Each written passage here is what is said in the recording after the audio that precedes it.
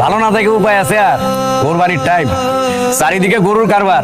দেশে থাকলে তোমার পাশের সিটটা কিন্তু আমিই বইতাম। পাশের সিটটা খালি আছে, কাউরে বইতে দিন। গরুগুলো ঠিক মতো পৌঁছে দিও। ডেলিভারি নিয়ে কোনো টেনশন নাই। ঘর ছাড়া তাই মন খারাপ। আমার নিজের একটা ঘর নাই রে।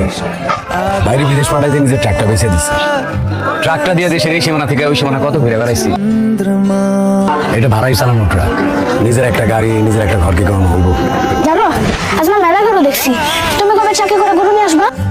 আমার নিজের একটা গাড়ি, তারপরে আবার একটা গরু আনবো তোমার লাগে। কাল তো ঈদ, টাকাটা দিতে পারলাম না ভাই, খুব টানাটানি যাইতেছে। এত চিন্তা কিসের? এই ঈদে পারলে সামনে দিতে পাঠাবো। আজ আর বাইবো না। ঈদের দিন তো শেষ, এদের খাওয়ান পাবো তো। ঈদ তো এখনো শেষ হয় নাই, শুরু হইলো মাত্র। ঘর ফিরে পাইছো? ঈদে টাকা দিতে পারি নাই, এমন না দিতে পারা অনেক টাকা জমায়া তোমার জন্য কিনছি নতুন ট্রাক।